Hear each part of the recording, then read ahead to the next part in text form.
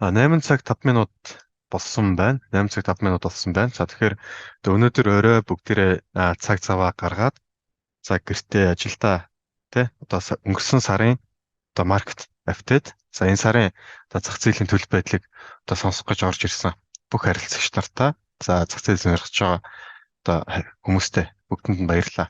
За тэгэхээр а, эхнийхээ яриаг хэдүүлээ юу AI чип үйлдвэрлэгчдийн одоо ирээдүйн хүлээлтийн талаар одоо ярьж эхлүүлэе гэж бодсон. За тэгэхээр энэхүү яриаг эхлэх болсон гол шалтгаан нь юу гэхээр одоо хэмэл iShares US Tech ETF гэж байгаа. За энэхүү ETF нь ерөөдөө хэмэл оюун ухааны салбарын томоохон компаниуд, бэлтгэн нийлүүлэгч, худалдан авагчтай одоо ашиглаж байгаа технологийн компаниуд за эдгээрийг нийлүүлсэн, хувьцааг нийлүүлсэн за ETF байж байгаа. Энэ ETF-ийн одоо хамгийн том жинг болохоор одоо Apple, Microsoft Nvidia гэсэн гурван компани бол одоо дийлэнх одоо энэ ETF-ийн жинг нь бол бүртгүүлдэг. Тэгэхээр одоо энэ дээр яаж ийнө вэ гэхээр нэгдүгээр одоо хиймэл оюун ухаан болон технологийн компаниудын гол төлөөлөл болсон одоо хувьцаануудыг багцаасан ETF-ийн ханш бол одоо нэлээдгүй унсан. Одоо уналтаар гэж. Өөрөөр хэлбэл 8 сарын одоо 7 сарын ихэр одоо 160 орчим ханштай ETF одоо 140 дээр буюу одоо маш том уналтыг бол үзүүлсэн байж байна. Одоо 10 гаруй уналтыг. Тэгэхээр энэхүү том коррекц хөдөлгөөн нь өөрөө хиймэл оюун ухааны за Nvidia компани оны эхнээс хойш 140% өссөн. За Apple компани бас одоо маш өндөр хувиар өсөж байна, тий 70% өсөж байна. За тэгэхээр эдгээр өсөлтөөс хоцорсон хүмүүст энэ уналт бол одоо авах боломжийг нь бий болгож байна гэж бол харж байгаа бидний зүгээс.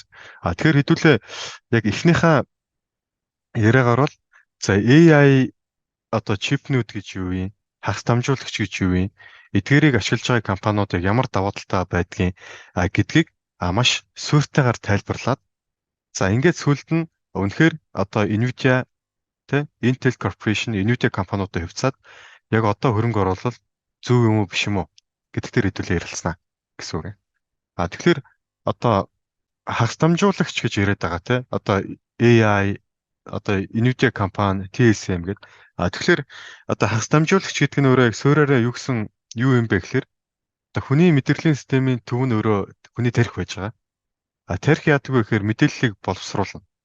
Харин хагас дамжуулагч гэдэг бол тухайн компьютерийн одоо гол тарих буюу одоо тэр AI-ийн тооцоолох тэр мэдээллүүдийг боловсруулж гарч ирж байна гэсэн.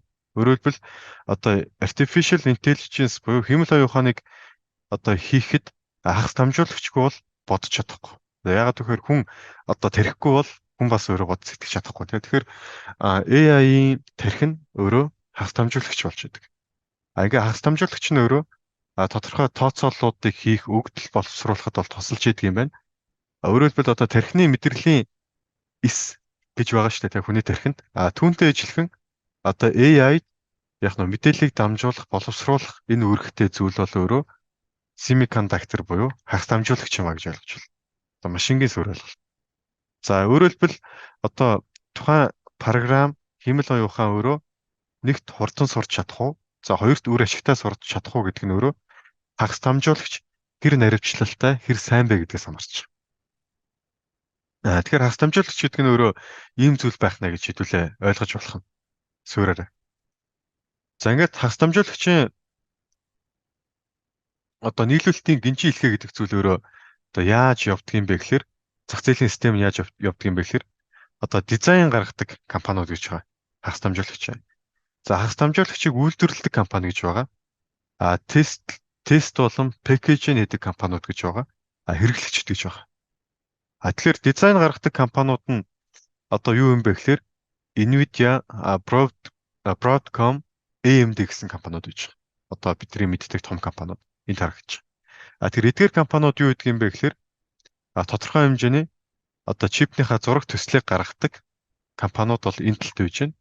Үйлдвэрлэгчид юу гэдэг юм бэ гэхээр TSM, Samsung юу гэдэг юм бэ гэхээр яг эдний боловсруулсан одоо санаачилсан тэ одоо зураг төслийг гаргасан хагас дамжуулагчийг үйлдвэрлэж өгдөг эдгээр компаниуд. Одоо энд харагдаж байгаа компаниуд үйлдвэрлэдэг. Ингээд үйлдвэрлэлт хэрэгтэй тоног төхөөрөмжийг хэн гаргадаг вэ гэхээр ASML, Lam Research, Applied Materials гэдэг яг эдгээр компаниуд одоо энэ 5 компанийг одоо хасламжуулагчаа одоо бодит бит болгож үйлдвэрлэхэд нь одоо шаардлагатай аниуг төхөөрөмжүүдийг нийлүүлж идэг. Нэгт. Мгм. Одоо групп дээр мэдээлэл явж байгаа шүү дээ. Тэгээд одоо энэ дизайн гаргагч компаниуд яадаг вэ гэхээр одоо non chip firms буюу эдгээр компаниуд өөрсдөө хэрэгтэй байгаа чипээ захиална, тэ? Софтверыг нь бол одоо эдгээр компаниуд бол одоо Nvidia-гийн ашиглаж байгаа софтверуудыг бол бэлдэж өгнө. За ингээд яг нь эдгээр компаниуд захиалж дизайн гаргагч үйлдвэрлэгчид одоо чипээ үйлдвэрлүүлэхээр өгөөд ингээд үйлдвэрлэгчийн тодорхой одоо тоног төхөөрөмж нарийн багцнуудыг хийн нийлүүлж өгнө гэхээр одоо эдгээр компаниуд нийлүүлж байгаа гэсэн санаа хэлээд байгаа. Тэгэхээр хэдүүлээ хамгийн бүр ойлгомжтой одоо мэдээллийг хэдүүлээ аваад үзэх юм бол яаж ийнө гэхээр одоо энэ дизайн гаргадаг компаниуд гэж шүү дээ. Chip designer гэдэг одоо хамгийн гол дизайнерууд одоо Intel, Nvidia, AMD гэх компаниуд байна те. Одоо Intel бол уламжлалт чип үйлдвэрлэдэг. За Nvidia бол AMD компаниуд бол одоо тэ Himmler ахын суурьсан чипүүдийг үйлдвэрлэдэг. За тэгэхээр дизайн гаргана гэдэг нь юу хэлээд байгаа юм бэ гэхээр за эхлээд энд харагч байна те. Одоо мундаг инженерүүд маань чипний зураг цэцлэг гаргаж. Өөрөөр хэлбэл энэ чип хэрхэн ажиллах юм? Ямар үүрэг гүйцэтгэх юм? Өөрөөр хэлбэл барилгаар бол зураг цэцлэгийг гаргаж байна гэсэн үг байхгүй. Эдгээр компаниуд. За ингээд дараа нь яадаг юм гэхээр Foundries буюу яг эдгээрийн чипийг үйлдвэрлэдэг Samsung TSMC гэдэг хоёр компани байгаа нь юу гэж байна вэ гэхээр одоо зураг төслийг нь жинхэнэ бодит чип болгож үйлдвэрлэнэ. За эцэст нь чип маань өөрөө ашиглахад одоо бэлэн ийм болсон байдгаа гэсэн санааг хэлээд байгаа. Тэгээ өөрөөр хэлбэл ашиглахад бэлэн болсон чип юу вэ гэхээр жишээ нь одоо Nvidia болон AMD-ийн хувьд одоо GPU буюу Graphic Processing одоо unit гэж нэрлэдэг. График боловсруулалтын нэгж чип. Тий, одоо энийг үйлдвэрлэдэг. Харин одоо шинэ CPU гэж байдаг шүү дээ. Одоо бидний компьютерт байдаг. За энэ болохоор ерөнхий зориулалтын одоо процессор буюу Central Processing Unit ерөнхийдөө одоо компьютерийн тарих гэж ойлгож болно. За ингээд жижиг хэмжээний SoC гэсэн чипүүдийг ерөнхийдөө тодорхой хэмжээний одоо нэг жижиг одоо чипийг хэлээд байгаа. Өөрөөр хэлбэл ухаалаг утас болон таблетэнд энэ SoC гэсэн чип нь ашиглагддаг. За тэгэхээр одоо Nvidia болон AMD гэсэн компаниуд чипний зураг төслийг гаргаж өгдөг инженерүүд. Эдгээр бол хэд компаниуд. За ингээ хэрэгжилж байгаа болон одоо чипний төрлүүдийг харуулж. Тэгэхээр одоо бидний компьютерт байдаг CPU чип муу юм уу гэхээр муу. Тэ? Одоо энийг хийж байгаа Nvidia компани дизайныг гаргасан байж магадгүй. GPU гэдэг өөрөө мөн тэ Nvidia компани дизайныг гаргасан байж магадгүй. Тэгэхээр ийм зүйлүүд бол бий болж байна. Мөн одоо туслах одоо компаниуд гэхэр чи одоо ASML, Applied Materials гэх тэ одоо эдгээр компаниуд бол одоо equipment-ийг нийлүүлж байна. Босод энэ DuPont гэдэг одоо энэ компаниуд үйлчлэлээ доор харагдж байгаа. Эдгээр нь бол одоо чип үйлдвэрлэхэд шаардлагатай одоо туслах зүйлс буюу жишээ нь одоо шүүлтүүр тэ үйлдвэрлэх химийн бодис тусгай материал бэлий тэ одоо юу гэдгийг одоо эдгээрийг бол энэ доор байгаа компаниуд хийж байна. Тэгэхээр энэ өөрөө юу гэсэн санаа вэ гэхээр Nvidia болон TSM, Samsung энэ компанитай өрсөлдөхгүй хамтрагч буюу захиалагч. Энэ компаниуд энэ компанитай өрсөлдөхгүй. Яагаад гэхээр AI зах зээл дээр шал өөр зүйлийг одоо энд байгаа компаниуд хийж байна тэ хийж байна. Эдгээр компаниуд бас эдгээр компаниудтай одоо өрсөлдөх нь бага.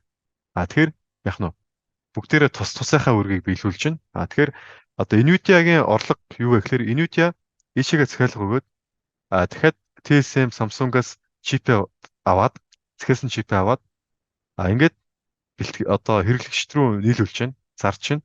Тэгэхээр яаж ийм нөхөр Nvidia-гийн орлого их байна гэдэг нь юу илтгэх вэ гэхээр бэлтгэн нийлүүлэгчд үү эдгээрийн орлого их байх боломжтой. Эдгээрийн орлого их байна гэдэг нь эдгээрийн одоо тэ одоо equipment нийлүүлж байгаа semicap нийлүүлж байгаа компаниудын орлого их байх боломжтой. Гэсэн нийлүүлэлтийн гинжин хэлхийг харуулдаг. Тэгэхээр яг эдгээр компаниудын таад яг юуг нь харуул тэ хөвцөөний хашийг харуул. Одоо Сүүлийн нэг жилийн дотор бас л NVIDIA-тай адилхан 3 дахь өссөн байж байгаа. 3 дахь өссөн. Тэ. Тэгэхээр одоо AI буюу AI-ийн тарих болсон semiconductor гэдэг зүйлийг үйлдвэрлэж байгаа экосистем бол эдгээр компаниудаас бүрддэг. Эдгээр компаниудын хувьцааны ханшуул сүүлийн нэг жилийн хугацаанд одоо дунджаар 2-оос 3 дахь өссөн. Аль хэдийн өсөлтийг бол үзүүлсэн байж байгаа гэж ойлгож байна. Линкээ бас давхар явуулаарай. За тэгэхээр энэ AI зах зээл өөрөө ирээдүйд хэрхэн өсөх юм бэ гэсэн асуулт гарч ирж байна. Тэгэхээр одоо S&P глобал гээд байгууллагын судалгаагаар одоо S&P бол манай улсад рейтинг өгдөг тий. Одоо маш том судалгааны байгууллага. Тэр байгууллагын судалгаагаар яаж нөхөр энэ одоо generative AI гэсэн одоо зах зээлийн орлого эх 5 жилийн хугацаанд жилд дунджаар 60% өснө. Таамаглалыг тавьчихсан. S&P глобал. Өөрөөр хэлбэл одоо 28 он гэхэд 6 дахь өснө гэсэн таамаглалыг бол тавьчихад байгаа. Өөрөөр хэлбэл одоо яаж нөхөр эх 10 жилийн хугацаанд өсөлт бүр жилийн 42% байж болохоор байна. Тэ? Ингээд одоо AI-ийн зах зээлийн эрэлт нэмэгдснээр орлого бол одоо 280 тэрбум доллараар нэмэгдэх боломжтой буюу одоо маш өндөр тоо. Өөрөөр хэлбэл одоо generative AI зах зээлийн орлого 22 онд тий 2хан жилийн өмнө шүү дээ 40 тэрбум доллар байсан. Одоо 10 жилийн дотор 280 тэрбум доллар буюу тий одоо маш өндөр өсөлтийг бол үзүүлэх боломжтой. Дээрэс нь одоо IT төхөөрөмж програм хангамжийн хувьд бол одоо AI-ын одоо нийт IT төхөөрөмж програм хангамж үйлчилгээний зах зээлийн одоо зарцуулалтын тий 1% л эзэлдэг байсан. 32 онд бол 10% нь эзэлт төлөвлөлтөй байна. Өөрөөр хэлбэл одоо ноутбук авлаа гэж бодоход тий одоо 10 саяар лаптоп авлаа гэж бодоход тэрний 1% л одоо AI-тай холбоотой компани руу орлого олж очиж байсан. 32 онд бол 10% нь орлого олж очих нэ. 10 дахь өснө гэсэн санаа хэлээд байгаа. Тэгэхээр одоо эдгээр одоо Bloomberg Intelligence тий Bloomberg Intelligence дээрэс нь одоо энэ S&P глобалын одоо тавьж байгаа таамаглал бол одоо маш өндөр. Дээрэс нь өдрөг ийм таамаглалуудыг бол тавьчаад байна гэсэн санааг хэлээд байгаа. За ингээд generative AI гэдэг нь юу вэ гэхээр одооны AI зах зээл ер нь одоо дийлэнх юуг нь одоо хувийг нь бүрдүүлдэг. Өөрөөр хэлбэл одоо өгдлийг ашиглах шинэ контент, зураг, текст, дууг шинээр үүсгэх технологи бол энэ generative AI. Одоо шинээр зураг гаргаж ирэн те. Одоо 1900 оны хүнтэй 2000 оны хүнийг нийлүүлээд нэг зураг болгочдөг ч. За ингээд ChatGPT байж болно те нэг жишээ нь. Уран зураг те одоо бүтээл бичвэр бичих. За тэгэхээр энэ AI зах зээлийн хэрэгцээ нэмэгдэнэ гэхээр одоо компьютер маань илүү оновчтой боловсруулалт хийх шаардлагатай болно. Илүү оновчтой одоо тооцооллууд хийх шаардлагатай болно. За ингээд хэн тооцоол хийх юм бэ гэхээр одоо хүнийхээр мэдрэлийн систем буюу тархин болсон хагас дамжуулагч тооцооллыг нээж тарж байгаа. За ингээд NVIDIA компани тэ хагас дамжуулагчийн салбарт яагаад одоо номер 1 компани болсон юм бэ? Тэ NVIDIA-гаас өөр компани байх одоо боломжгүй байсан уу? Яагаад NVIDIA компани болсон юм? Тэгэхээр за одоо нэг юу гэж байгаа? Одоо жишээ шалтгаануудыг дүртэлтэй хэдүүлээ. Тэгэхээр NVIDIA компани өөрөө яаж тэргүүлэгч болсон юм бэ гэхээр нэгдүгээр анх одоо 1999 онд GPU гэсэн зүйлийг анх гаргаж ирсэн. Өөрөөр хэлбэл анхны одоо graphic processor гэсэн зүйлийг NVIDIA компани гаргаж ирсэн. Тэгэхээр анхны graphic processor буюу GPU-г одоо гаргаж ирснээрээ компьютер тооцооллын одоо тодорхой хэмжээний хурд дээрэс нь одоо график бол нэлээд сайжирсан. Зах зээл дээр анхдагч нийлүүлэгч үйлдвэрлэгч байсан учраас яг нь тэрүүлэгч байр сууриа хадгалахад дэм болсон. За 2006 онд яасан бэ гэхээр GPU гэдэг зүйлийг ерөнхий тооцоололд ашигладаг болсон. Өөрөөр хэлбэл одоо энэ CUDA гэдээ байж байгаа тийм. Одоо CUDA гэсэн одоо төсөл шинэ чипний тусламжтайгаар яг нь 2006 онд GPU-г тооцоололд ашиглаж байна. 2016 онд одоо анхны AI гүн сургалт буюу deep learning-ийг одоо дэмжсэн Tesla P100 гэсэн чипийг гаргасан. Өөрөөр хэлбэл NVIDIA компани одоо 99 онд GPU-тай анхдагч байсан, 2006 онд GPU тооцоол хийж яхад анхдагч байсан. 16 онд анхны AI Deep Learning чипийг хийж яхад анхдагч байсан. За ингээд одоо анхны гэсэн бүх зүйлүүдийг хийгээ явж ирсэн зах зээл дээр. За ингээд яасан бэ гэхээр энэ бас оруулаад гоёслаад байна шүү дээ. Тэгэхээр одоо ингээд одоогийн байдлаар Nvidia компани яаж ийнө вэ гэхээр одоо Taiwan Semiconductor-аас одоо нийтдээ өртөг буюу одоо нийт захиалгынхаа 36%-ийг авч байна. Wistron-оос 13%-ийг авч байна. За энэ компани хувьцааны хашуус 3 дахь өссөн л харагдаж байна. Харин нийлүүлэхдээ яаж ийнэ гэхээр Microsoft руу одоо өөрийн дизайн гаргасан чипээ нийлүүлж байна. Metal руу нийлүүлж байна. Supermicro Computers руу нийлүүлж байна. Amazon, Google, Dell руу нийлүүлж байна. Чипээ. За ингээд одоо нийлүүлэгч талд нь одоо ийм нийлүүлэгчд байна. Борлуулалтын орлогод эзэлж байгаа талд нь ийм одоо зах зээлийн одоо компаниуд байна. Тэгэхээр Nvidia-гийн зах зээл тэргүүлж байгаа шалтгаан бол нэгдүгээр GPU анхны AI Deep Learning дэмжсэн Tesla P100 гэдэг одоо энэ чипний зах зээлээр бол анхдагч байжээ гэдэг санааг бол та бүхэнд хэлэх гээд байна. Тэгэхээр цаашдаа Nvidia компани байр сууриа хадгалж чадах уу гэсэн асуулт. Nvidia компани одоо байр сууриа хадгалж чадах уу те? Тэгэхээр одоо Nvidia компани дээр яаж ийн вэ гэхээр нэгдүгээр байр сууриа тодорхой хадгалахад нь тусал зүйл нөрөө график процессорын салбартаа тэргүүлэгч гэдэг зүйл нөрөө одоо тусалж магадгүй гэсэн зүйлийг ярих гэдэг. Өөрөөр хэлбэл одоо 99 оны GeForce 256 гэдэг чип байна те GPU. За зах зээлийн тэргүүлэгч болсон. За ингээд GPU зах зээл нь 80%-ийг Nvidia эзэлдэг. Маш томоохон тоглогч болжээ. Нэг. Хоёрдугаар одоо AI болон машин сургалтыг дэмждэг чипийг хамгийн сайн үйлдвэрлэж байгаа нь Nvidia компани. 2006 онд CUDA гэдэг платформ гаргасан сая өмнөх слайд дээр ирж байсан. Тэгээ анхны AI Deep Learning зориулсан GPU-с ашиглалтыг нэвтрүүлсэн. Дээрэс нь Nvidia-гийн чипүүд нь одоо зөвхөн хэмэл оюун ухаан биш, өөрөө удирдах автомашин, дата центр одоо тоглоомод ашиглагдж байгаа.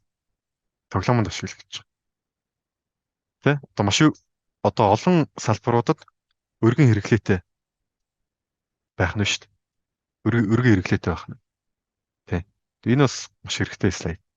Тэгэхээр одоо инновац тэргүүлэгч буюу одоо 2020 онд Ampere гэдэг архитектурыг нэвтрүүлснээрээ дата төвийн чадварыг нэмэгдүүлсэн. За орлого бол тогтвортой өсөж байна. 2023 онд одоо нэг улиралд 13 тэрбумын орлого олдог байсан бол 24 онд нэг улиралд 26 тэрбумын орлого болж байгаа. 2 дахин өсөж байна. За partnership экосистемийг хараад үзэх юм бол Nvidia нь одоо Google, Microsoft зэрэг дэлхийн томоохон компаниудтай стратегийн түншлэлтэй байна. Гэрээгээ байгуулсан. Бүтээгдэхүүн үйлчлэгээний олон төрөл байна. Автомашин, AI, эрүүл мэндийн салбарт ашиглагдаж байна. Дээрэс нь дэлхийн 20 гаруй оронд одоо Nvidia-гийн технологи хэрэглэгддэг AI чипийг хөгжүүлсэн. За тэгэхээр одоо маш юм том одоо нөлөөтэй юм компани болж байна гэсэн санааг хэлээд байна. Тэ. За тэгэхээр одоо өөрөөр одоо юу гэж хэлж болох вэ гэхээр энэ слайдын дүгнэлт бол за Nvidia компани бол байр сууриа одоо хадгалж үлдэх одоо хангалттай хэмжээний бааз суурь байна гэдгийг одоо энд байгаа одоо маш шуурт текстүүд л харуулад байна л гэсэн санаа л да. Тэгвэл Nvidia компани байр сууриа ирээдүйд хадгалах юм бол техник талаас нь харуул хэдүүлээ хувьцааг нь яаж авах юм бэ? Тэгэхээр манай дүгнэлт байсан 118-аас Nvidia-гийн ханш доошоо буух юм бол те буувал 92-оос 100 гэсэн цөглөө хувьцааны ханш очиж магадгүй. Одоо тэ хувьцааны ханш очиж магадгүй. За тэгэхээр яажийнэ вэ гэхээр 100-аас хэдүүлээ худалдаа авалтыг 100-аас худалдаа авалтыг унахыг нь хүлээ. Яг тэгэхээр хүчний тодорхой хэмжүүрүүд одоо уналтыг дуусныг заагаагүй байгаа. Унах нь хүлээ. За ингээд 100-аас 92-ийн түвшинд худалдаа авалтыг эхний худалдаа авалт. Ерөө муугаар удаад унчих юм бол 72 дээр худалдаа авалт. Одоогийн ханшаас хэд их юм баа юм бэ? 30%-аар багт. Тэ. Энийг бол одоо маш боломжийн одоо хөрөнгө оруулалтын хэлбэр, арилжааны хэлбэр гэж бол харж байгаа. Тэг ялангуяа 90-100-ийн хооронд. Бүр болохгүй бол 75-76 дээр. Одоо маш том уналтыг бол одоо 30% уналт гэдэг бол маш том уналт. А энэ ийшээгээ ирэх юм бол 30% уналтыг үзүүлж. А ийшээгээ ирвэл 20% уналтыг үзүүлж. 20% дээр нь авъя гэж тусаад. А тэгэхээр одоо ингэж хэлж байгаагийн цаад суурь шалтгаан те суурь шалтгаан нь өөрөө юу байсан бэ? Тэгэхээр нэгдүгээрт Inutech компани нэг хувьцаанд ногдох ашиг гэдэг зүйл өөрөө өсөж байгаа. 23 онд та одоо $70 хувьцааг нь авахад нэг хувьцаанда $1.3 ашиг үйлдвэрлэж өгдөг байсан компани 24 онд $100 хувьцааг нь авахад $2.8 ашиг үйлдвэрлэж өгч байна. За одоо ингээ 27 онд яах вэ гэхээр одоо бидний $100 авсан хувьцаанд маань $5 ашиг үйлдвэрлэж өгнө нэг хувьцаанд. Ингээ одоо төгсөх юм бол одоо үнийг ашигт нь харьцуулсан харьцаа бол 20-той гарч 5 жилийн дараа. Өөрөөр хэлбэл одоо Inutech-ийн үн ашигын харьцаа гэдэг зүйл 51.1 байгаа. Үн ашигын харьцаа гэдэг зүйл өндөр байх тусам одоо илүү өндөр хөөсөрсөн үнэлгээтэй байна гэдгийг илтгэж байна гэж ярьдаг шүү дээ. Гэхдээ яг нь одоо 51 байгаа ч гэсэн ягаад бид нар аваад байна вэ гэхээр ирээдүйд ашиг нь өснө гэж бодсны үндсэн дээр авч байгаа. Ашиг 5 дахин нуурлаа. Үн ашигын харьцаа одоо 20 дээр ирж буурлаа. Тэгэхэд яаж ийнө вэхээр одоо Nasdaq-ийн ер нь жил 2 жилийн дараах үн ашигын харьцаа 29.4 дээр байна. S&P 500-ыг 23.1 дээр байгаа байхгүй. 26 онд яах вэ гэхээр Inutech компани ашиг өсөөд одоогийн 100 гэсэн ханш өөрөө S&P-гийн 500 компани Nasdaq-ийн 100 компани дотроо үнэлгээ багтаа ороод ирсэн. Одоогийн 100 гэдэг ханш. 5 жилийн дараа бол бүр байгаа болоод ирнэ. Эх жил бол окей яг боломжийн үнэлгээнд дээр байгаа юм байна гэдэг нь харагдчих магадгүй. Тэгэхээр энэ дэр юу гэлэх гээд байна вэ гэхээр одоо энд 24 онд авч байгаа хүмүүс те одоо зах зээл жоохон унаад 25 онд уналтаа байж болно. Гэхдээ 26 онд яах вэ гэхээр одоо өсөлтийг одоогийн ханшаас л юудсан дээгүүр байлгах одоо санхүүгийн болоод үнэлгээний суурь нөхцөл бол аль хэдийн бүрдсэн байгаамаа. Гэдэг зүйлийг харж болж байна. За тэгэхээр энэ бол маш бас чухал слайдуудаа нэгэ гэж ойлгож болно. Тэгэхээр одоо энэ дэр одоо хэдүүлээ дахиад одоо техник руугаа ороод одоо юу ярих гэж байна вэ гэхээр одоо 100 дээр байгаа компани доошоогоо буугаад энэ хөрөх тусам 25 26 оны үнэлгээний харьцаа үзүүлэлтүүд бага болно. Тэ Nasdaq 29-тай байна. S&P 23-тай байна. Тийм ээ? Ингээд 100 дээр бол окей боломж ингэж харж болно. За тэгэхээр бид нар яг нь авах цэгээ бол энэ дээр одоо маш итгэлтэйгээр бас тодорхой хэмжээнд тавиад байгаа. Гэхдээ энэ бол тодорхой уналтыг бол үзүүлж болно те мэдээж эрсдэлтэй. 100% таахгүй те. Хэн ч хувьцааны шиг 100% таахгүй эрсдэлтэй. Гэхдээ яг нь 72 дээр ирэх юм бол нэмээд авчихад тодорхой хэмжээгээр 26 онд бол одоогийн байгаа анхнаас өсөх боломжтой суурь үзүүлэлт байна гэдэг зүйлийг хэлээд байгаа. За тэгэхээр одоо AI-ийн талаар та бүхэнд одоо AI салбарын талаар ер нь одоо маш товчхон бөгөөд одоо юм одоо ойлгомжтойгоор тий эхнээс нь суурьтайгаар тайлбарлах гэж оролдлоо. За одоо үүний артаас манай шинжээч Эрдэнэ баясгалаа. За холбооны нөөцийн санхүүгээ бууруулах чинь тэгэхээр одоо хүүгээ бууруулж байгаа хөрөнгөний зах зээл дээр ерөөхдөө ямар нөлөөллийг үзүүлэх юм? Хүү бууруулахаараа жилийн дараа одоо индекс хэдүүгээр өсдөг юм? Хэдүүгээр буурдаг юм бэ гэдгийг одоо та бүхэнд танилцуулах чинь. За тэгэхээр би ингээд микрофоноо хаагаад дараагийн үндэ шилжүүлээ. За миний яриа сонсогдож байна. За сайн бацхан бүгдэнд нь орой минь хүргэе. За сүүлийн үед зах зээл дээрх томоохон сэдвүүдийн нэг болоод байгаа зах зээлийн хүлээлтэд одоо маш хүлээлтийн сэдв болоод байгаа зүйлсийн нэг бол яа харахгүй. За Америк нэгдсэн улсын бодлогын хөг хэдүүгээр бууруулах вэ? Бууруулахгүй гэдэг сэдв болоод байна. За 2024 он гарснаас хойш нийт улс орнууд ерөөхдөө ээлж дараалан одоо улс орны өөрсдийн бодлогын хөгээ бууруулсан. Харин Америк нэгдсэн улсын хувьд бол одоо бодлогын хөг хараахан бууруулж чадаагүй байна. За уг бодлогын хөг бууруулах шийдвэр нь одоо энэ 9 дугаар сарын 18-ны өдөр холбооны нөөцийн сангийн хурлын үеэр бууруулах шийдвэрээ гаргахаар байгаа. За энэ уг хурлаар бодлогын хүүг одоо бодлогын хүү 5.5% та байгаа. За уг хурлаар бодлогын хүүг 0.25%-аар бууруулах уу 0.5%-аар бууруулах уу гэсэн одоо магадлал хүмүүс хуваагдаад байгаа. За ойролцоогоор 0.25%-аар бууруулах магадлал одоо 59% та байна.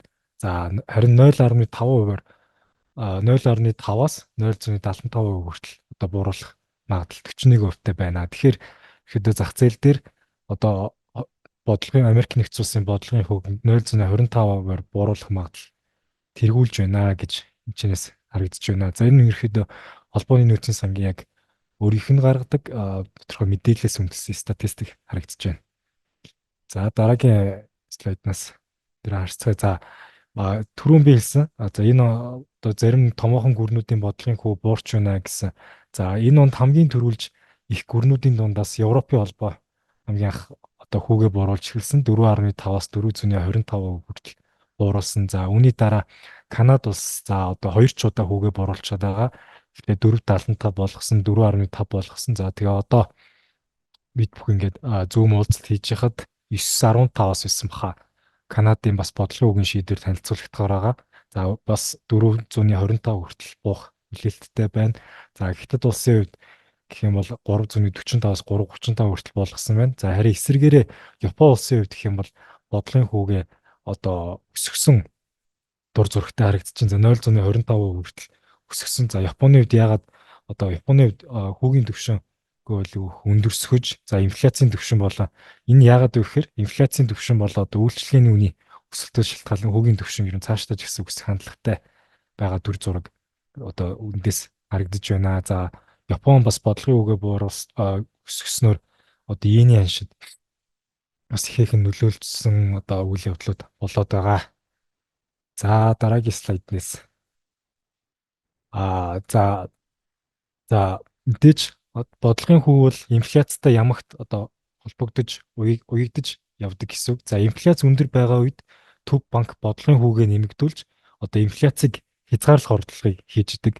За Америк нэгдсэн улсын хувьд гэх юм бол инфляц ковидын дараагаар маш өндөр түвшинд байсан. За үүний дараагаар инфляц айжмаар буурч за 23 оны 8 сард гэхэд 3.7%-аас гэхэд одоо энэ оны хамгийн сүүлд 8 дугаар сар 7 дугаар сараар хүртэл мэдээлэлээр буурс үзүүлэлттэй харагдаж байна. За Америк нэгдсэн улсын инфляцийн мэдээ за эх 7 хоногт байгаа шиг санагдаж байна. За эх 7 хоногт болохоор Америк нэгдсэн улсын 8 дугаар сарын инфляцийн мэдээ гарна.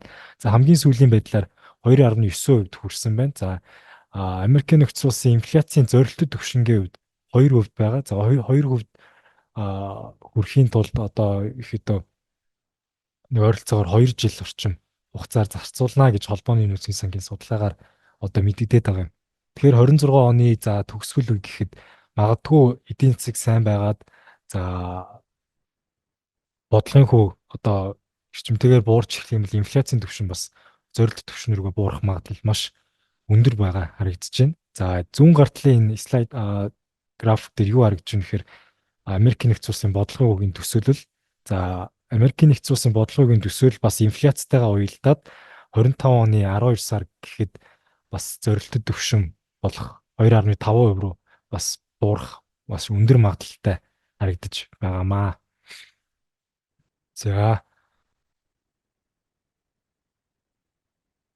За уг граф уг граф дээр болохоор Америк нэгдсэн улсын бодлогын хүү болон долларын индекс хоёрын одоо хоорондын харилцан хамаарлыг харуулсан байна. За мэдээж зах зээлийн хандлага болон одоо зах зээл дээрх одоо илүү их арилжаач болон шинжээчдийн ихтгэл давмгайлах үед долларын индекс одоо бодлогын хүүгээс илүү төрүүлж хөдөлдөг. За бодлогын хүүгийн за жишээлбэл 23 оны 10 сард холбооны нөөцийн сангийн хурлаар Жерем Паул хэлэхдээ за эх жилүүдэд ингээд эдийн засгийн нөхцөл байдал сайжирч байна. Эх жилүүдэд бодлогын үг шалтгараатаагаар бууруулна гэсэн мэдээллийг 23 оны 10 сард хийсэн. За уг мэдээллийн дараагаар энд яг цэнхэр дугуйлцсан хэсгээс холбооны нөөцийн долларын индекс буурч эхэлсэн. За харин буцаад 24 оны 1 сар гараад 2 сарын үед энэ жилдээ хараахан одоо инфляцийн түвшин хараахан буурч чадахгүй байна. Инфляц буурч байгаа ч гэсэн Энэ бол хангалттай түвшиндээ хүрээгүй байна гэсэн үднээс одоо энэ жилийн одоо 2 дугаар агааст 24 оны 2 дугаар агааст хүүг бууруулна гэсэн мэдээлэл гаргаж долларын индекс буцаад өссөн. Харин энэ оны 6 дугаар сараас эхлээд 9 дугаар сард бол бодлогын үг ойлгомжтой бууруулна. За ямар нэг байдлаар хамгийн багадаа гэхэд 0.25%-аар бууруулна гэсэн одоо мэдгдлээ хийснээс хойш долларын индекс эрчимтэйгээр унаад байгаа. За бодлогын үн нэмэгдэхэд мэдээж хөрөнгө оруулагчдын эдийн засгт одоо итгэх итгэлээ сэргээж одоо зах зээлд одоо иргэн одоо оролцох сэтлийг бас төрүүлж идэг. За дараагийн слайд. За энэ болохоор 1987 оноос хойших одоо бодлогын хүүг бууруулах үед бууруулсны дараах 1 жилийн хугацаанд дах S&P 500 индексийн одоо 1 жилийн дараах гүйцэтгэлийн хувийг харуулж байна. За 1987 онд бодлогын хүүг одоо 10 орчим хувиас бууруулах одоо шийдвэр гаргасны дараа 1 жилийн дараа гэхэд S&P 500 индексийн гүйцэтгэл 13% өсөлттэй. За 95 болон 97 онуудын үед бас удаа дараа бууруулах мэдээлж бууруулсны дараах 1 жилийн хугацаанд тус бүр 21%-аар S&P 500 индекс өссөн байна. Харин 2001 он болон 2008 оны үед одоо бодлогын үгээс эрчимтэй бууруулсан эдийн засгийн хямралтай холбоотойгоор гэхдээ үүний дараа S&P 500 индекс 14 болон 24%-аар тус унсан. За энэ шалтгаан нь яг тухайн үед эдийн засгийн томоохон хямрал болж ирсэнтэй холбоотой учраас яг одоо хүүг бууруулахад одоо яг онлын хувьд энэ механизм нь ажиллаагүй гэсэн үг. Харин за ковидын үеэр одоо хүүг бууруулсны дараа S&P 500 индекс 1 жилийн дотор 11% өссөн. За харин одоо хүүг бууруулах юм бол хэдэн хувиар өсөх вэ дунджаар гэсэн асуултанд бид бүхэн ирээд байна. За энэний талаар яг дараагийн слайднэр илүү дэлгэрэнгүй бүхэндээ танилцуулъя. За хүүг одоо бодлогын хүү өсвөл яах вэ, бууруул яах вэ гэсэн одоо хоёр талаас нь аваад үзье. За хэрвээ бодлогын хүү одоо өсөх юм бол мэдээж одоо зардал нэмэгдэнэ гэсэн үг. Одоо хүү нэмэгдснээр зардал нэмэгдэх нь ойлгомжтой. За тэгээд үнийгээ дагаад хувьцаануудын үнэлгээ буурна. За мэдээж зах зээлийн индекс одоо үн буурна гэсэн одоо онлын хувьд гэсэн үг шүү дээ юм байдаг. За хэрвээ бодлогын хүү буурах юм бол мэдээж зардал багасна. За хувьцааны үнэлгээ эсрэгээрээ өснө. За зах зээлийн индекс мэдээж өсөх нь ойлгомжтой.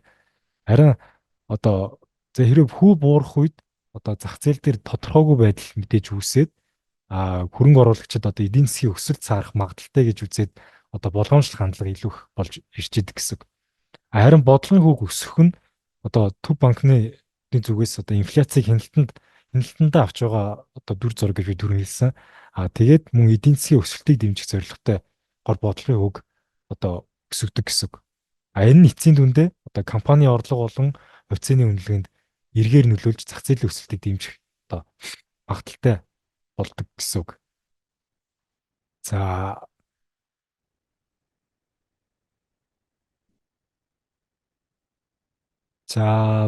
Бас дахиад бодлогын үг одоо яг энэ дээр бодлогын хүүг бууруулснаар зах зээлд яг үзүүлэх нөлөөг бас дахиад саяныхыг илүү дэлгэрэнгүй аваад үзье.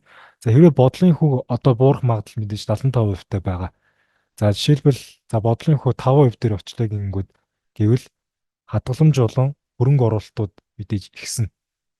Үүнийгээ дагаад хөрөнгө оруулалт ихснээр бизнесүүдэд одоо ашигтай ажиллагаа сайжирч хөрөнгө оруулалтаа нэмэгдүүлэх одоо боломж ихснэ гэсэн үг.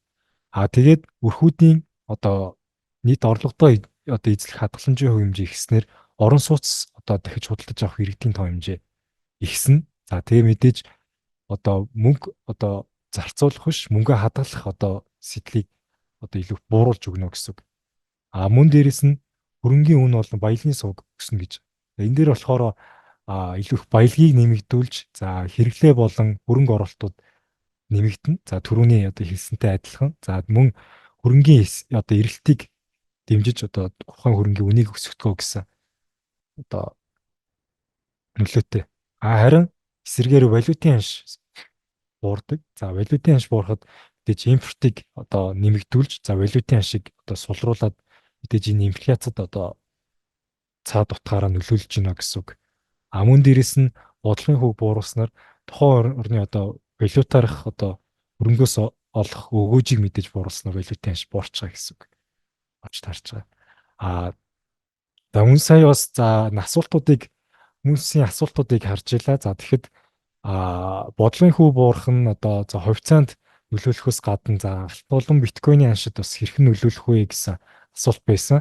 За энэ болохоор хариулт өгөх юм бол мэдээж хүү бууруулах нь одоо алтыг илүү одоо зах зээл дээр эрэлттэй болгож өгдөг. За тэгээ бодлогын хүү бууруулснаар хадгаламж за тэгээд бонд зэрэг эрсдэлтэй хөрөнгө оруулалтын одоо одоо бонд одоо хадгаламж зэрэг чинь бага эрсдэлтэй. За эндгээр бага эрсдэлтэй хөрөнгө оруулалтуудын өгөөж нь дагаа буурчдаг. Тэгээд эсвэргээрээ хөрөнгө оруулагчид одоо алтыг илүү худалдаж авах сонирхолтой болж одоо эрэлт нь нэмэгддэг гэсэн үг. Яагаад гэвэл за мэдээж хүү буурчин. За тэгээ харин эсвэргээрээ алт болохоор ямар нэгэн одоо хүмүүст хүүгийн орлогыг одоо өгдөггүй гэсэн үг. Өгдөггүй. Тийм учраас хүү буурсан учраас хүмүүс илүү одоо эрсдэлтэй хөрөнгө оруулах одоо хандлагатай боллоо гэсэн үг.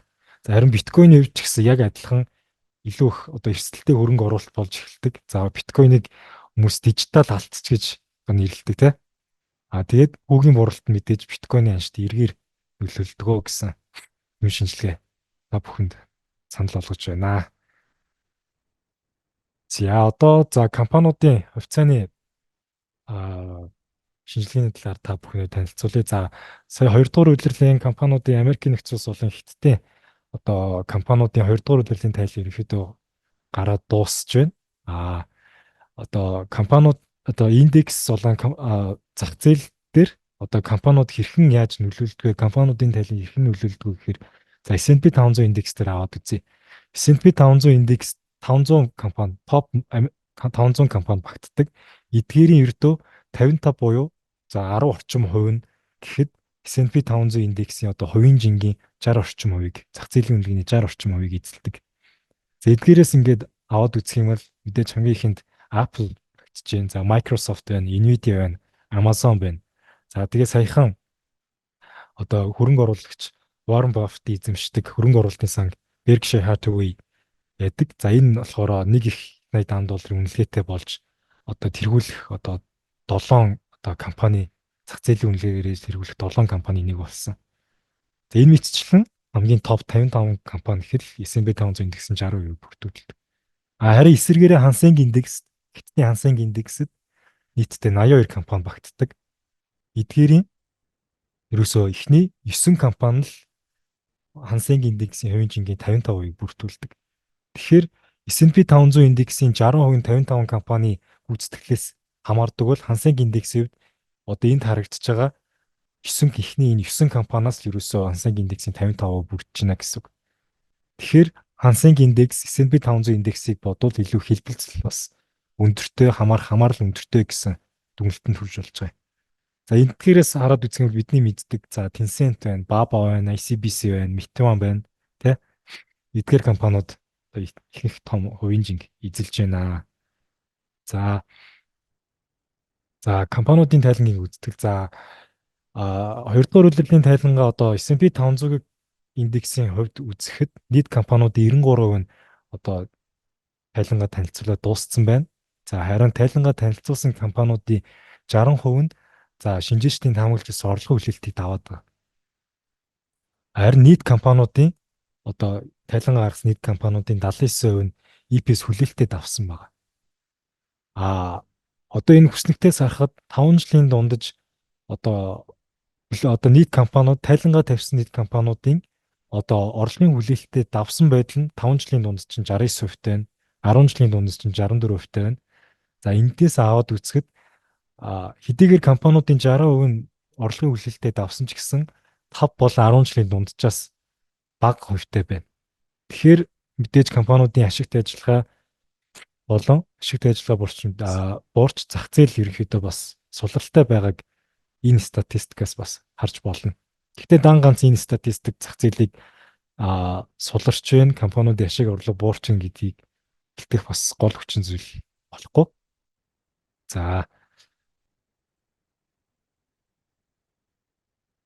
За дараагийн слайдн дээр за компаниудын S&P 500 индекс багтах компаниудын одоо энд харагдаж байна.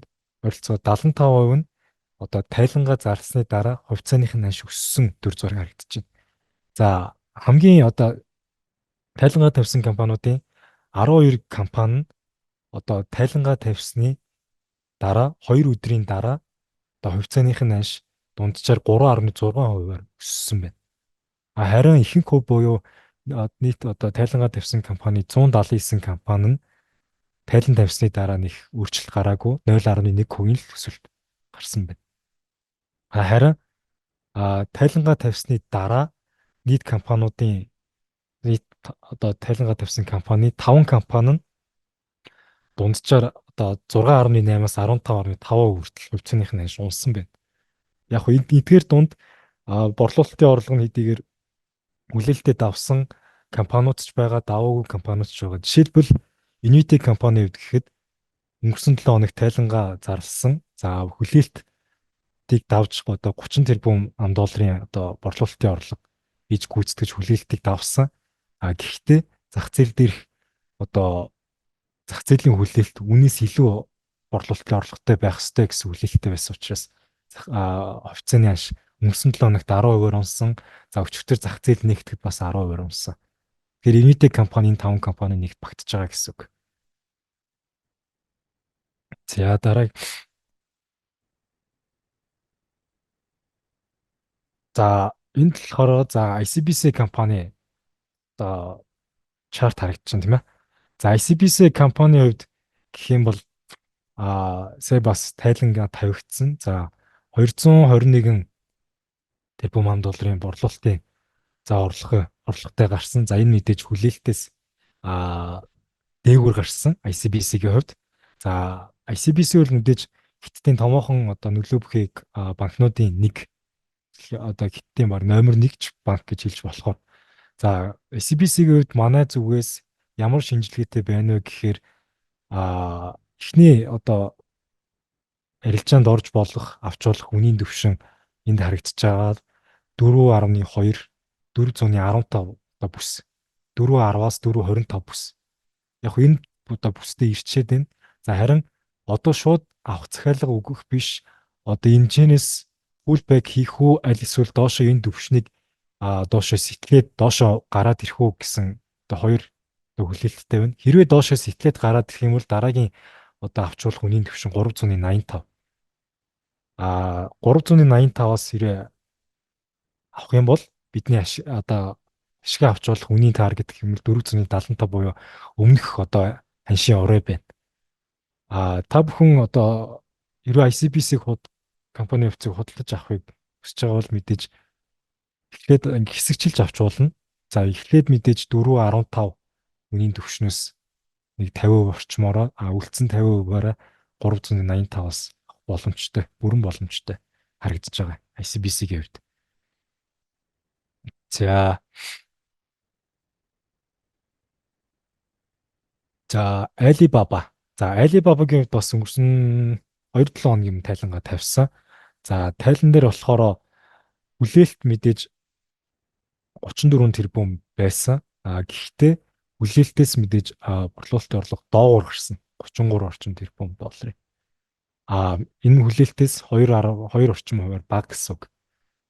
Гисэн хэдиж за Alibaba компани за 5 тэрбум ам доллартай тэнцэх одоо хэмжээний үнийн дүн бүхий хувьцаа эргүүлж худалдаж авахар болсон. Тим шийдвэр гаргасан. За уг шийдвэрийн хүрээнд мэдээж зах зээл дээр хөрөнгө оруулагчдын одоо илүү их итгэлийг олж авсан. За мөн дээрэс нь итгэлийг олж авснараа хувьцааны ханш бас тодорхой хэмжээнд өсөх одоо хандлагыг зүлэх болсон байна. За Alibaba-гийн хувьд гэх юм бол одоо авч болох үнийн түвшний таргет гэх юм бол одоо pullback бид нар хүлээж байгаа. За 77.8 гэх үнийн түвшнээс авч болох ихний одоо захиалга өгөх боломжтой түвшин харагдаж байна. Одоо бол 82.27-тай байна шүү дээ. Тэгээд доошлж ирээд 77.90 за 78 хавцаанаас гэсэн үг. Энэ чинээс шууд дунд хугацааны өсөлтийн тренд ороод өсөөж явж магадгүй байгаа.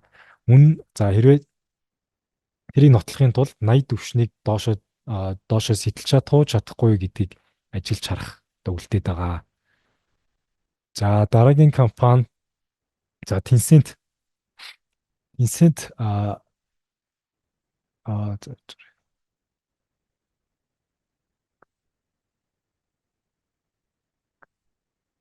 за Tencent компани гэх юм бол одоо хүлээлтэнд 172 тэрбумын одоо орлогын хүлээлттэй байсан бол хүлээлтээс даваа 173 тэрбум гарсан. За Tencent-ийн хувьд гэх юм бол богино хугацаанд одоо өсөх магадaltaй гэж техник шинжилгээгээр үзэж байгаа. За гол эсэргүүцлийн түвшин гэх юм бол гол эсэргүүцлийн түвшин гэх юм бол 350-аас 400-ийн хооронд нэг рейнж маягийн хөдөлгөөн үүсгэсэн. Харин дэмжлэгийн одоо худалдаж авч болох 2000 мөн дээрэс нь 24 оны төгсгөл за 25 он гэхэд бид бүхэн за Tencent-ийн хувьцааг 420 за 430 гэсэн үнийн түвшин рүү өсөх бүрэн боломжтой гэж харагдаж байгаа. За үнийг үзэхдээ шилжүүлэгчийн тусламжтайгаар үтсэн байгаа. За харин 350-аас 350 одоо Хонконг доллароос доош ороод ирэх юм бол одоо богино хугацааны уналтын тренд эхлэх. Одоо шинж тэмдэг бүрдээд эхэлж байгаа гэсэн үг. За үүний дараа бас дахиад танилцуулга байгаа. Үүний дараа та бүхэн дэлгэрэнгүй яг trading view дээр лайвар шууд харуулах болно. За одоо Америк нэгдсэн улсын сангуудын талаарх 8 дугаар сард хэрхэн позицоог өөрчилсөн. За ямар одоо байрлалуудыг эзэлж ямар одоо зүйлсийг шортлж ямар зүйлсийг худалдаж авсан талаар шинжиш дархаа маань танилцуулах болно.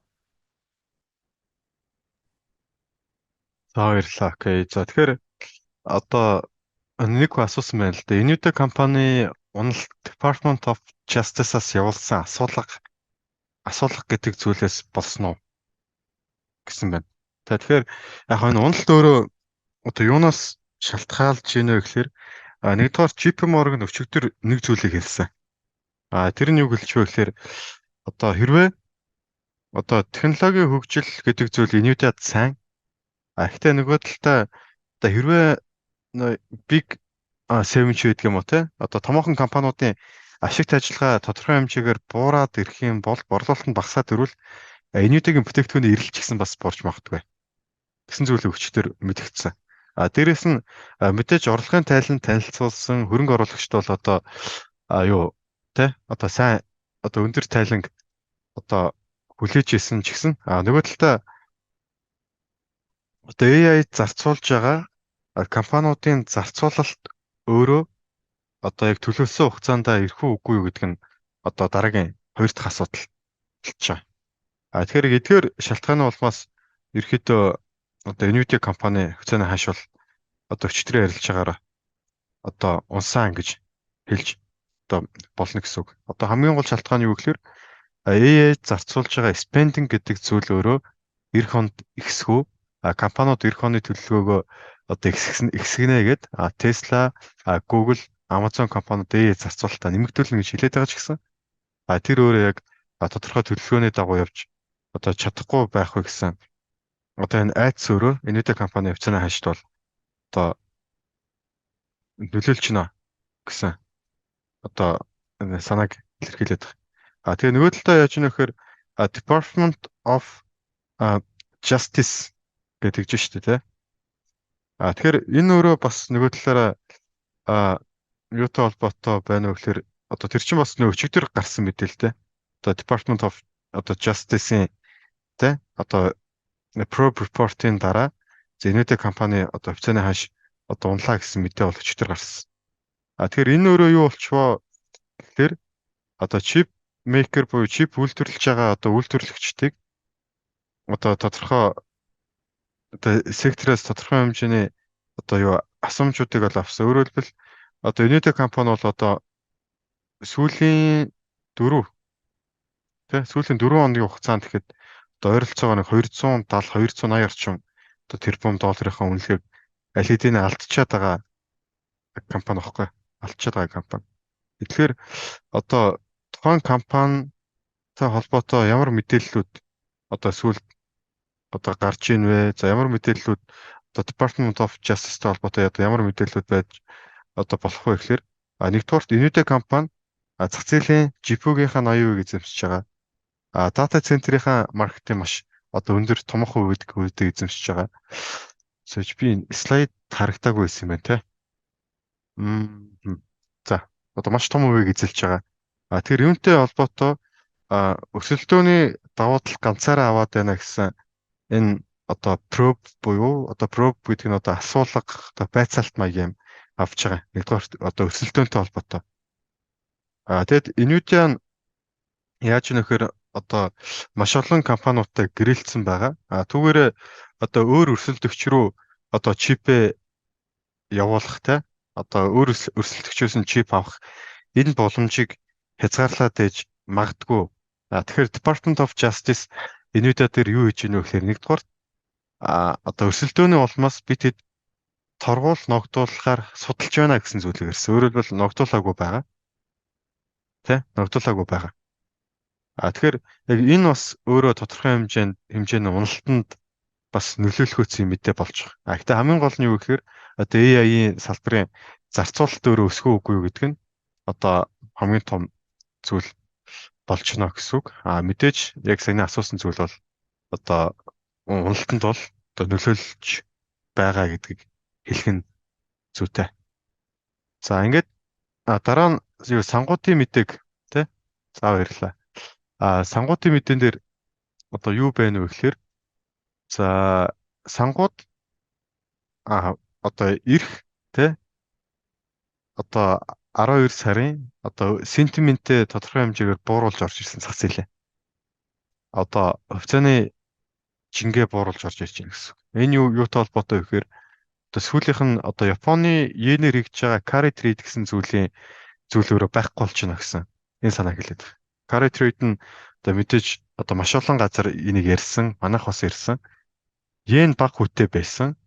Йенээр зээл аваад Америкийн бонд руу хөрөнгө оруулаад Америкийн хувьцааг нь худалдаж аваад ингээд нэг баг хүтээ йен те өсөхгүй унаад байгаа шүү дээ йений ханш өөрөө. За ингээд ашиг хийгээдсэн. Одоо зардалгүй мөнгөөр. За энийг нь юу гэж нэрлэв гэхээр carry trade гэж нэрлэдэг. За энэ боломж өөрөө байхгүй болчих. Байхгүй болсон.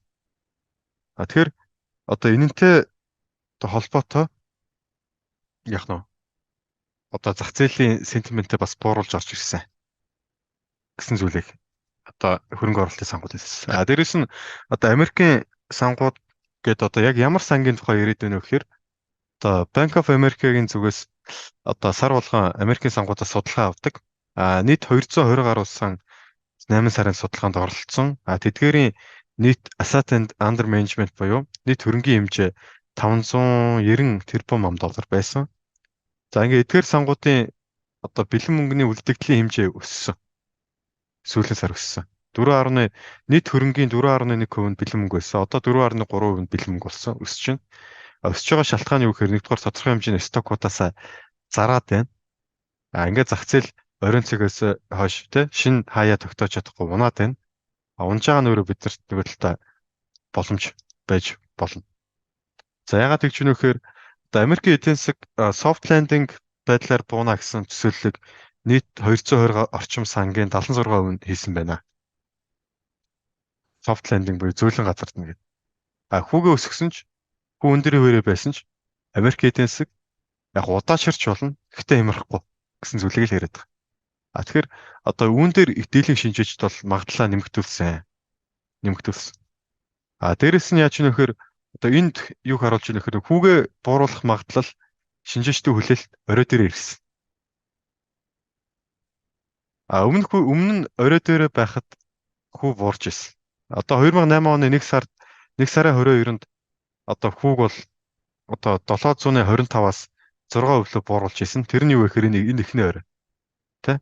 Одоо энд яасан бэ гэхээр одоо санхүүгийн хямрал эхэлж байгаатай холбоотойгоор одоо зах зээл унж байна. Тэгэхээр эдийн засгийг сэргээе. Зах зээлийн итгэлийг сэргээе гэсэн үднээс 725-аас 6 руу буурч ирсэн.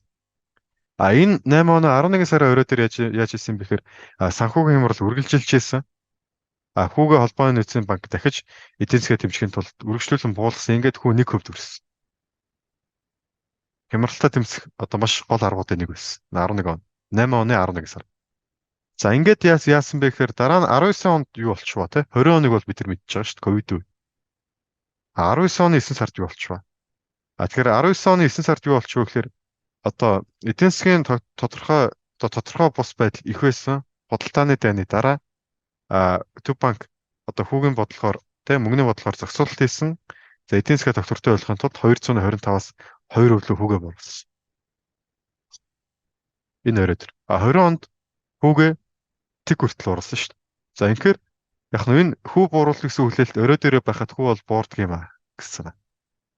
За одоо яаж нөхөр шинжээчдийн буюу хөрөнгө оруулалтын сангийн менежерүүдийн 60 орчим хувь нь бодлогын хүүг яг нь одоо эх 12 сар 4 удаа бууруулна гэж 60% нийлээд байна. 4 удаа бууруулна гэж хэлж байна. Тэгэхээр одоо эх нэгжлөө одоо 12 сар хугацаанд буюу эх оны 9 сар гэхэд бодлогын хөв 4 удаа буурсан байх юм байна. Сая манай одоо шинжээч Эрдэнэ Баясгалангийн хэлсэнчлэн яг нь Фед өөрөө хүүгээ бууруулна гэсэн таамаглалыг тавьчихад байгаа. Улбан нөөцийн банк энэ оны эцээр инфляц 2.8 байна гэдэг таамаглалыг одоо холбоо нөөцийн банк өөрөө тавьчихад байгаа. Дээрэс нь эх оны жилийн эцээр инфляц 2.3 руу өрнө. Зорилт 2%-тай байгаа. Буурна гэд холбоо нөөцийн банк өөрөө хэлчихээд байгаа. Тэгэхээр хүү бууруулна. 4 удаа хүүгээ бууруулна гэж дийлэх юм байна. За ингээд шинжээчдийн дийлэнх арилжаа нь яаж нэ гэхээр одоо томоохон 7 компаниуд дээр бол тогтвортой тодорхой хэмжээгээр барьсан ивэрэ байна. Хятадын хувьцаануудыг шортлоод байна. Бондуудыг лонг хийгээд байна. Өөрөөр хэлбэл яаж нэхэр одоо энэ дээрс юу гэж дүгнж болох вэ гэхээр одоо long magnificent 7 гэдэг нь одоо аваад байна гэсэн үг. Том Америкийн одоо magnificent 7 технологийн томоохон 7 компани хувьцааг аваад байна. Хятадын хувьцааг шортлоод байна. Йенийг шортлоод буюу йенийг зараад байна. Хятадын хувьцаагаа зараад байна. Эсвэргээр Америкийн бондыг авч байна. Америкийн жижигхэн хувьцаануудыг авч байна. Биткойныг бол тодорхой бага хэмжээгээр авсан ивэрэ байна. Энэний дүгнэлт юу вэ гэхээр цаашид magnificent 7 гэсэн 7 хувьцааны эрэлт өндөр байх төлөвтэй байна. Яагаад гэвэл зах зээл технологийн компаниуд аван болж. Дээрэс нь одоо хэд их технологийн компаниудыг авахар зах зээлийн төвлөрлийг үүсгэж одоо магадгүй.